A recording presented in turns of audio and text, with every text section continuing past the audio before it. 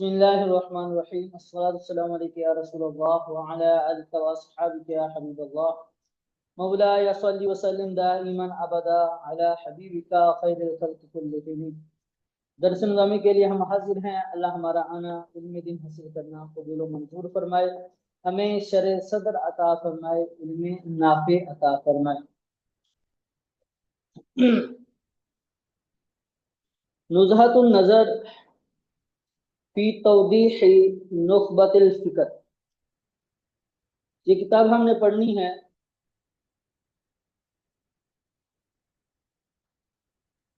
دیکھیں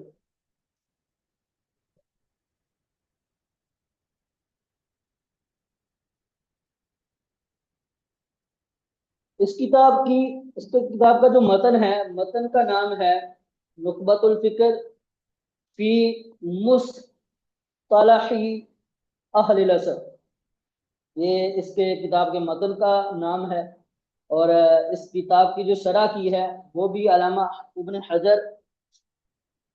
اسقلانی رحمۃ اللہ تعالی علیہ نے کی ہے۔ متن بھی انہوں نے ہی لکھا ہے، ٹھیک ہے، متن اور شرح علامہ ابن حجر اسقلانی رحمۃ اللہ تعالی علیہ نے ہی تصنیف کیا ہے، لکھا ہے، ٹھیک ہے۔ تو پہلے انہوں نے نخبۃ الفکر لکھی، ایک مختصر طور پر انہوں نے لکھی تھی۔ پھر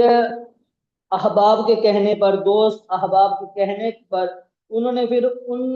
مسائل جو انہوں نے اختصار کے ساتھ لکھا تھا ان کا پھر تھوڑا سی تفصیل کر دی، تو اس کتاب کا نام انہوں نے نزہۃ النظر رکھا، ٹھیک ہے۔ علامہ ابن حجر اسقلانی رحمۃ اللہ تعالی علیہ کا نام احمد،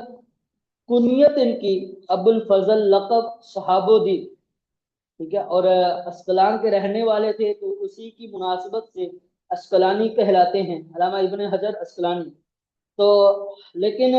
اور شہاب الدین ان کا لقب ہے، لیکن یہ ابن حجر کے لقب سے مشہور ہوئے ہیں۔ ابن حجر کے لقب سے مشہور ہونے کے لیے چند ایک وجوہات ہیں جو ان کا ابن حجر لقب سے یہ مشہور ہوئے ہیں۔ وہ اس وجہ سے، ایک وجہ تو یہ بتائی جاتی ہے کہ ان کی جو 5ویں پیڑھی ہے، ٹھیک ہے، اجداد کی جو 5ویں پیڑھی ہے، ان میں ایک ان کے جد تھے جن کا نام حجر تھا، اسی کی طرف نسبت کرتے ہوئے ان کا نام ابن حجر اسقلانی رحمۃ اللہ تعالی علیہ، ٹھیک ہے۔ ایک یہ وجہ یہ ہے۔ دوسری وجہ یہ ہے کہ آپ کا ذہن جو ہے یہ بہت تیز، آپ کی رائے جو بہت زیادہ پختہ ہوا کرتی تھی، پتھر کی مانند، حجر کی مانند، حجر کی طرح، جس طرح پتھر حجر بہت زیادہ پختہ ہوتا ہے، اسی طرح ان کی رائے پختہ ہوا کرتی تھی۔ تو اسی مناسبت کے ساتھ ان کا نام ابن حجر، ان کا لقب ابن حجر رکھا گیا، ٹھیک ہے، یہ ابن حجر کے لقب کے ساتھ مشہور ہوئے۔ اب ایک بات یاد رکھیے گا، ان ابن حجر کے ساتھ ابن لگا، ابن کا مطلب بیٹا بھی ہوتا ہے، لیکن ساتھ ساتھ اس کا مطلب صاحب والا یہ بھی ہوتا ہے۔ جیسے نا ابن السبیل مسافر کو کہتے ہیں ابن السبیل، ساتھ میں ابن لگا ہوا ہے۔ اسی طرح یہاں پر بھی ابن الحجر، ٹھیک ہے، یہ بیٹے کے معنی میں نہیں ہے بلکہ صاحب والا کے معنی میں، ٹھیک ہے، ابن حجر۔ اب یہاں دیکھیں کتاب جو شروع ہو رہی ہے وہ سب سے پہلے بسم اللہ الرحمن الرحیم، تسمیہ، ٹھیک ہے، بسم اللہ لکھی ہوئی ہے، بسملہ لکھی ہوئی ہے، پھر آگے الحمدللہ سے شروع کتاب ہو رہی ہے، الحمدللہ الذی لم یزل عالما قدیرا، یہاں سے کتاب شروع ہو رہی ہے۔ مصنف الرحمہ علامہ ابن حجر اسقلانی رحمۃ اللہ تعالی علیہ نے اس کتاب کو یہاں سے شروع کیا، ٹھیک ہے، اور کتاب کو شروع کرنے سے پہلے انہوں نے کیا کیا، بسم اللہ کا بھی لحاظ رکھا اور الحمدللہ شریف کا بھی لحاظ رکھا، کتاب اللہ کی ابتدا کرتے ہوئے، ٹھیک ہے، جس طرح کتاب اللہ ہے، قرآن پاک ہے، وہ الحمدللہ سے شروع ہے، ٹھیک، اسی کی مناسبت، اسی کی ابتدا کرتے ہوئے، پیروی کرتے ہوئے علامہ ابن حجر اسقلانی رحمۃ اللہ تعالی علیہ نے بھی اپنی کتاب کا آغاز الحمدللہ سے کیا۔ اسی طرح سلف صالحین کی اتباع کرتے ہوئے، کیونکہ سلف صالحین جو ہیں وہ جب بھی اپنی کتاب لکھتے ہیں تو الحمدللہ سے شروع کرتے ہیں، ٹھیک ہے، ان کی اتباع کرتے ہوئے، اور حضور علیہ السلام کی حدیث پاک جو ہے اس حدیث پاک پر عمل کرتے ہوئے کہ ہر وہ کام جو بسم اللہ یا الحمدللہ سے شروع نہیں ہوتا وہ ادھورا رہ جاتا ہے، ٹھیک ہے، اس حدیث پاک پر عمل کرتے ہوئے مصنف علیہ الرحمٰن نے اپنی کتاب بسم اللہ سے شروع کی اور الحمدللہ سے بھی شروع کی، ٹھیک ہے۔ اب یہ جو اوپر والی عبارت ہے قال الشیخ العلامۃ الرحلۃ شیخ الاسلامی علم العلامی شہاب الدین ابو الفضل احمد بن علی بن محمد الاسقلانی الشہیر بابن حجر الشافعی فصح اللہ بمدته واعاد علی المسلمین من برکاته، یہ عبارت جو یہ تین لائنیں جو ہے یہ علامہ ابن حجر اسقلانی رحمۃ اللہ تعالی علیہ نے خود یہ نہیں لکھی، ٹھیک ہے، بلکہ آپ کسی شاگرد نے یا کسی چاہنے والے نے یہ بعد میں آپ کا بعد میں ان تین لائنوں کو ایڈ کیا ہے اس کتاب میں، تاکہ علامہ ابن حجر اسقلانی رحمۃ اللہ تعالی علیہ کے نام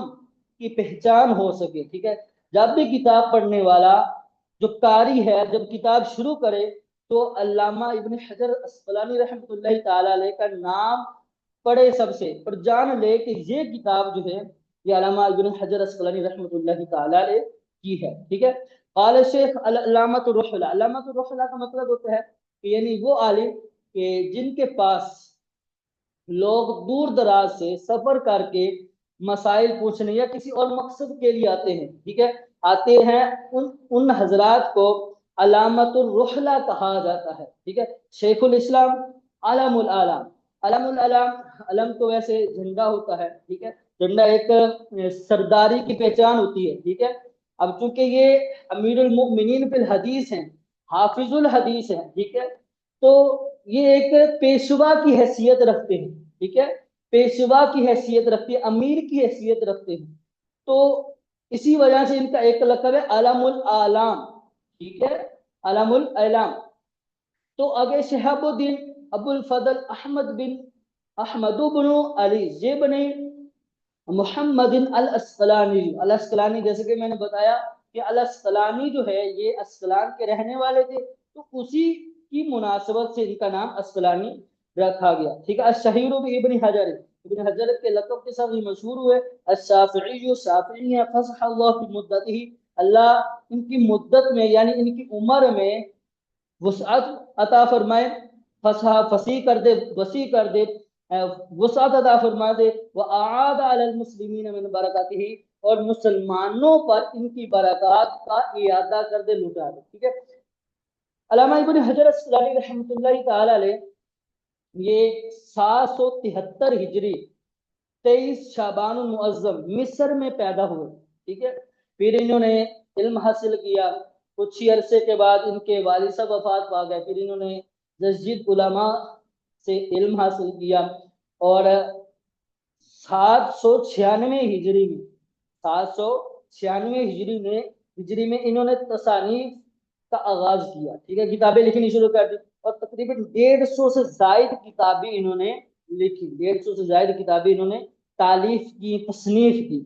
ٹھیک ہے، جن میں سے عمدۃ القاری شرح بخاری، ٹھیک ہے، سب سے بڑی کتاب ہے بخاری شریف کی عمدۃ القاری، آپ شاید دیکھی ہے آپ نے۔ تو اسی طرح اور بھی کتاب تہذیب التہذیب ہے، ٹھیک ہے، اور بھی بہت ساری کتابیں ہیں جو انہوں نے تالیف کی، تقریباً 150 سے زائد ان کی تالیفات ہیں۔ پھر علامہ ابن حجر اسقلانی رحمۃ اللہ تعالی علیہ 852 ہجری میں 852 ہجری میں یہ مصر میں ہی انہوں نے وفات پائی، ٹھیک ہے۔ آگے دیکھیں، الحمدللہ الذی لم یزل عالما قدیرا حجا قیوما سمیعا بصیرا واشهد ان لا الہ الا اللہ وحده لا شریک له واکبره تکبیرا وصلی اللہ علی سیدنا محمد الذي ارسله الى الناس كافة بشيرا ونذيرا وعلى آل محمد وصحبه وسلم تسلیما کثیرا۔ الحمد، تمام تعریفیں اللہ کے لیے جو کہ لم یزل عالما قدیرا، جو کہ ازل سے علم رکھنے والا ہے، قدیرا قادر ہے، حجن اور حیات ہے، قیومن سمیعا بصیرا، ٹھیک ہے، اور قائم ہے اور سننے والا، سمیع و بصیر ہے، سننے والا اور دیکھنے والا ہے۔ واشہد ان لا الہ الا اللہ وحدہ لا شریک لہ، اور میں گواہی دیتا ہوں، میں شہادت دیتا ہوں کہ اللہ کے علاوہ کوئی معبود نہیں، وحدہ وہ اکیلا ہے، لا شریک لہ اس کا کوئی شریک نہیں،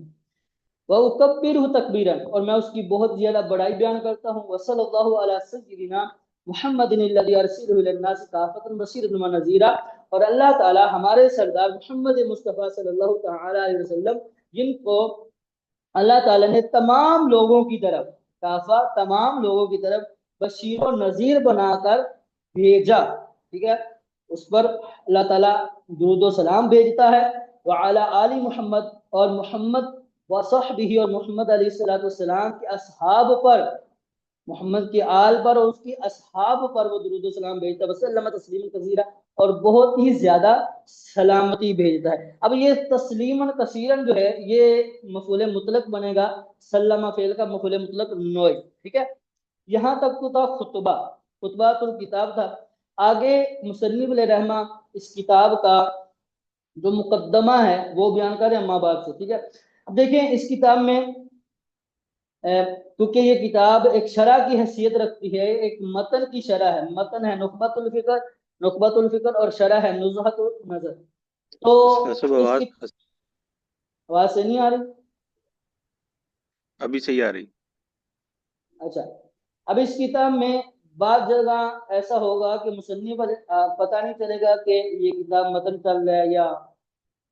شرح ہو رہی ہے، ٹھیک ہے، لیکن آپ لوگوں نے مینج کر لینا ہے۔ دیکھیں اما بعد فإن التصانیف فی اصطلاح اہل الحدیث قد کثرت للائمة فی القدیم والحدیث۔ قدیم اور حدیث کا مطلب آپ قدیم اور جدید، حدیث جدید کے طور پر بھی کر سکتے ہیں، متقدمین مؤخرین بھی کر سکتے ہیں، ٹھیک ہے، مطلب ایک ہی بنتا ہے۔ اب یہاں سے مصنف علیہ رحمہ جو ہے وہ جو علم حدیث ہے، علم حدیث کب مدون ہوا، کب وجود میں آیا، کیسے آیا، ٹھیک ہے، وہ ساری چیزیں بیان کر دیں گے، ٹھیک ہے، وجہ تالیف بھی بیان کریں گے، ٹھیک ہے، اسی طرح جو علماء تھے، جن جن بزرگوں نے، ہمارے اسلاف نے جو کتابیں لکھی، ان میں سے چند شارٹ کر کے مصنف علیہ رحمہ یہاں پر بیان کریں گے۔ اب یہاں پر لفظ ہے اصطلاح، ٹھیک ہے، فی اصطلاح اہل الحدیث۔ لیکن علم حدیث جو ہے یہ علم حدیث دو طرح کا ہوتا ہے، ایک علم حدیث من حیث الروایہ ہے، ایک ہے من حیث الدرایہ۔ علم الحدیث من حیث الروایہ، ایک ہے علم من حیث الدرایہ۔ جو علم الحدیث روایہ ہے اسے وہ علم الحدیث ہے، ٹھیک ہے، جو وہ حدیث کو کہا جاتا ہے۔ جو علم الحدیث فی درایہ ہے وہ اصول حدیث کہلاتا ہے، ٹھیک ہے۔ علم الحدیث کا اطلاق دو چیزوں پر ہوتا ہے، ایک درایتاً، ایک روایتاً۔ جو روایتاً ہے وہ علم الحدیث کہلاتی ہے، اور جو درایتاً ہے وہ اصول حدیث کہلاتا ہے، ٹھیک ہے۔ اصول حدیث جو اہل حدیث ہیں، ٹھیک، اہل الحدیث جو محدثین ہیں، محدثین کی اصطلاح میں اصول حدیث کو اصطلاح اہل الحدیث بھی کہا جاتا ہے، مصطلح الحدیث بھی کہا جاتا ہے، اور اصول حدیث بھی کہتے ہیں، ٹھیک ہے۔ تین چار طرح کے نام ہوتے ہیں جو محدثین کے ہاں یہ اصول حدیث کو بولے جاتے ہیں، ٹھیک ہے۔ اصطلاح اہل الحدیث بھی بولتے ہیں، مصطلح الحدیث بھی بولتے ہیں، ٹھیک ہے، اصول حدیث بھی بولا جاتا ہے۔ اب چونکہ دیکھیے حدیث کہتے ہیں نبی کریم رؤوف الرحیم جناب مصطفیٰ کریم صلی اللہ تعالی علیہ وسلم کے قول، آپ علیہ السلام کے فعل اور آپ علیہ السلام کی تقریر، ٹھیک ہے، کو حدیث کہا جاتا ہے۔ اسی طرح صحابہ کے قول، افعال اور حدیث کو تقریر کو حدیث کہا جاتا ہے۔ اب چونکہ حدیث کا جو روایتاً سلسلہ ہے یہ حضور علیہ السلام کے دور میں ہی شروع ہو گیا تھا۔ صحابہ علیہ السلام آپ علیہ السلام کی ارشادات کو سنتے اور وہ کوشش کرتے ہیں کہ یہ جو میں علم سیکھا ہوں، یہ جو میرے پاس حدیث پاک آئی ہے، یہ میں آگے بیان کر دوں، آگے شیئر کرنے کے قائل تھے، وہ آگے شیئر کرنے کی کوشش کرتے تھے،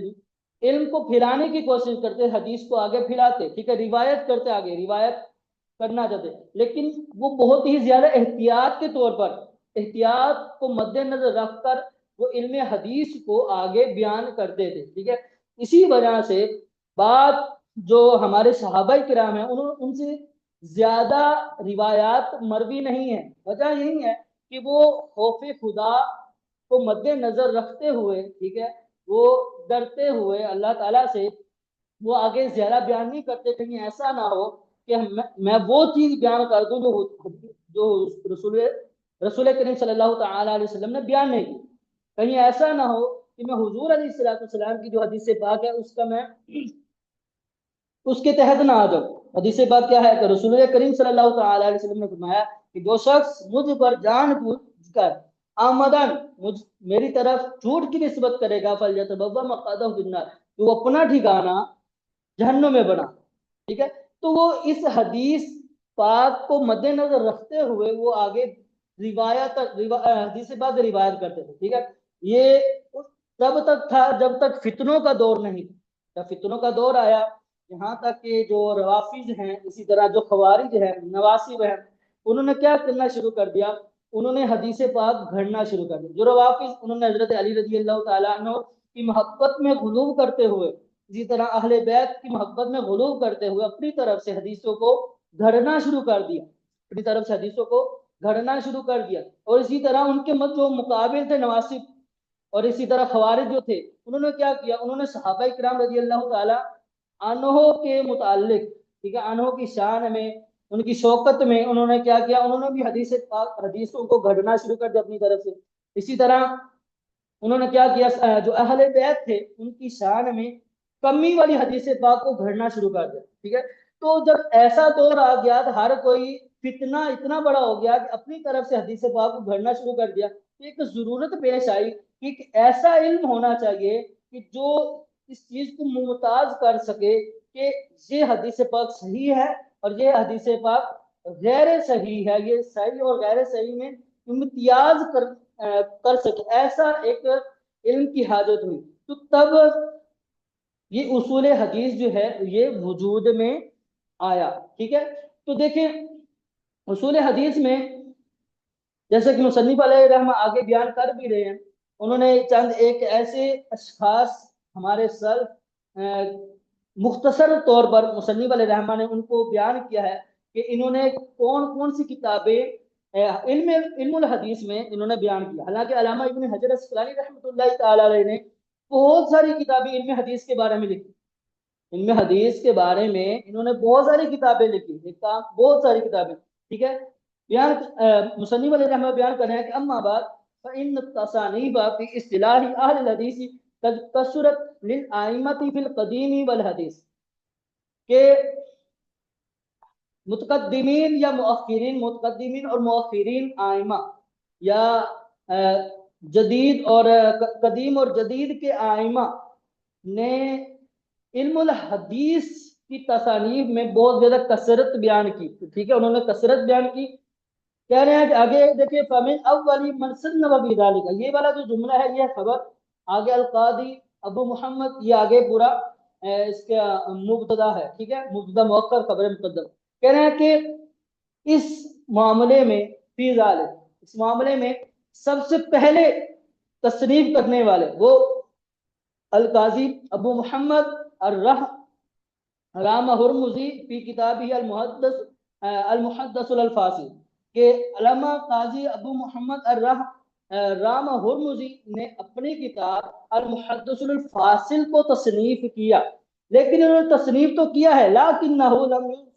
یستوعب، لیکن انہوں نے اس کتاب کا استیعاب نہیں کیا، یعنی انہوں نے ایک کتاب کا احاطہ نہیں کیا، کتاب کو مکمل نہیں کر سکے، ایک مکمل کامل کتاب نہیں بنا سکے، ٹھیک ہے۔ تو پھر کیا ہوا اس کے بعد والحاکم ابو عبداللہ النیسابوری، ٹھیک ہے، حاکم ابو عبداللہ نیسابوری رحمۃ اللہ تعالی علیہ نے کتاب کو تصنیف کیا، ٹھیک ہے، لیکنہ لم یحذر ولا یرتب، لیکن انہوں نے کیا کیا، انہوں نے بھی اس کتاب میں استیعاب تو کیا، انہوں نے بعد مکمل تو کی، کامل کتاب کی، لیکن اس کے باوجود خرابی کیا آئی، خرابی یہ آئی کہ انہوں نے تنقیح ترتیب کا لحاظ نہیں رکھا، تنقیح و ترتیب کا لحاظ نہیں رکھا، ترتیب الگ پیچھے آگے پیچھے ہوگی، بات بہت زیادہ لمبی ہوگی، ٹھیک ہے، بات بہت زیادہ لمبی ہوگی، ٹھیک ہے، کچھ وہ ہے نا طوالت بہت زیادہ ہوگی، تنقیح مطلب طوالت بہت زیادہ ہوگی، تو نہ ترتیب کا لحاظ رکھا نہ ہی تنقیح کا لحاظ رکھا، ٹھیک ہے، تو ایک خرابی یہ لازم آ گئی۔ پھر اس کے بعد وَتَلَاهُ، ٹھیک ہے، یہ تلا یتلو تلون سے ہے، یہاں پیروی کرنا، تابع ہونا، ٹھیک ہے، تو تلاوت اس کا مطلب نہیں ہے، یعنی پیروی کی یا اس کے بعد فوراً، ٹھیک ہے۔ وَتَلَاهُ ابو نعیم اصبہانی، ابو نعیم اصبہانی نے ان کی پیروی کی، اور انہوں نے کیا کیا، فَعَمِلَ عَلَى کتاب مستخرجہ، اور انہوں نے اس کتاب میں، ٹھیک ہے، انہوں نے اس کتاب میں اس تخریج بیان کی، مستخرج کے طور پر اس پر کام کیا، ٹھیک ہے، یعنی کچھ اضافہ کیا اس کتاب میں، انہوں نے کچھ اضافہ کیا، مستخرج کچھ اضافہ کرنا، ٹھیک ہے، تخریج سے، تو انہوں نے اسی کتاب میں تھوڑا اضافہ کیا، لیکن ابھی بھی کیا ہوا، وہ اب کا اشیاء متعقب، اور انہوں نے جو پیچھے آنے والے تھے ان کے لیے کچھ چیزیں باقی رکھی، ٹھیک ہے، کامل کتاب نہیں کی، کچھ اضافہ کیا، لیکن انہوں نے بھی کچھ چیزوں کو باقی رکھا جو آنے والے حضرات، ٹھیک ہے۔ ثم جاء بعدهم الخطيب ابو بکر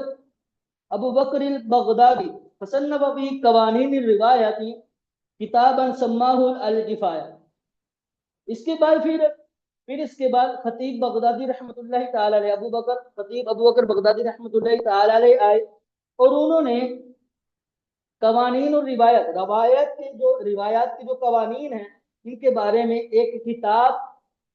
تصنیف کی، سما ہوا الکفایہ، جس کا نام انہوں نے کفایہ رکھا، اور فی آداب ہی کتاب ہے، اور پھر اس روایات کے آداب میں انہوں نے ایک کتاب لکھی، سما ہوا الجامع لآداب الشیخ والسامع، انہوں نے اس کتاب کا نام الجامع لآداب الشیخ والسامع رکھا، ٹھیک ہے۔ آگے فرمایا کہ وَقَلَّ فَنٌ مِّن فُنُونِ الْحَدِيثِ إِلَّا وَقَدْ صَنَّفَ فِي كِتَابِهِ مُفْرَدًا، پھر کہہ رہے ہیں کہ حدیث کے فنون میں سے کوئی فن ایسا نہیں تھا کہ جس فن میں علامہ خطیب بغدادی رحمۃ اللہ تعالی علیہ نے ایک مکمل کتاب تصنیف نہ کی، ٹھیک ہے، وَقَلَّ فَنٌ مِّن فُنُونِ الْحَدِيثِ، کوئی بھی فنون ایسا نہیں تھا، انہوں نے حدیث میں سے کوئی بھی فن ایسا نہیں تھا کہ جس میں علامہ بغدادی رحمۃ اللہ تعالی علیہ نے ایک کامل کتاب مفردن، ایک الگ کتاب، مفرد کتاب نہ لکھی ہو، تصنیف نہ کی ہو، یعنی دیکھیں فنون حدیث، علم حدیث میں بہت سارے فنون آتے ہیں، اسماء الرجال آتا ہے، اسی طرح راج مرجوع، اسی طرح ناسخ منسوخ، ٹھیک ہے، یہ سارے فنون آتے ہیں علم الحدیث میں، تو انہوں نے کیا، جتنے بھی فنون بنتے تھے علامہ بغدادی رحمۃ اللہ تعالی علیہ نے ان سب کے بارے میں ایک کامل کتاب لکھی، ایک مکمل کتاب لکھی، کہ جن کی تعداد مختلف طور پر بیان کی جاتی ہے۔ دیکھیں بعض لوگوں نے کہا کہ انہوں نے تقریباً 60 کتابیں لکھی، بعض نے 80 کا قول کیا، بعض نے 100 کا، بعض نے 200 کا قول کیا، لیکن علامہ سیوطی رحمۃ اللہ تعالی علیہ نے یہ بیان کیا کہ جو علامہ خطیب بغدادی رحمۃ اللہ تعالی علیہ نے جو تصانیف کی ہیں انہوں نے حدیث میں، ان کی تعداد بیان نہیں کی جا سکتی، ٹھیک ہے، وہ بہت ہی زیادہ ہے، ان کو شمار نہیں کیا جا سکتا، ٹھیک ہے۔ اچھا آگے دیکھیے، فقان کما قال الحافظ ابو بکر بن نقطہ، کہہ رہے ہیں کہ علامہ خطیب بغدادی ایسے تھے جیسا کہ حافظ ابو بکر بن نقطہ نے بیان کیا، کیا بیان کیا، کل من انصف علم ان المحدثین بعد الخطیب ایال علی کتبہ، کہہ رہے ہیں کہ کل من انصف، ہر وہ شخص جو انصاف پسند ہو، علم، وہ اس بات کو جانتا ہے کہ ان المحدثین بعد الخطیب، کہ خطیب بغدادی رحمۃ اللہ تعالی علیہ کے بعد کے جو محدثین ہیں وہ ایال علی کتبہ، وہ ان کی کتب کے محتاج ہیں، وہ ان کے کتب کے محتاج ہوں گے، تو علامہ خطیب بغدادی رحمۃ اللہ تعالی علیہ نے فنون حدیث کے متعلق بہت زیادہ حدیثوں کو بیان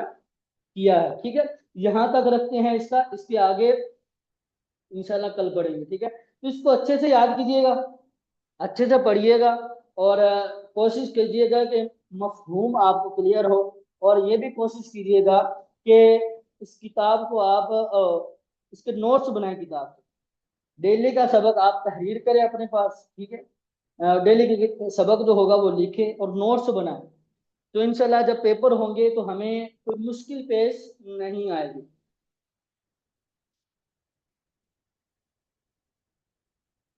जी हसान भाई, कुछ पूछना है?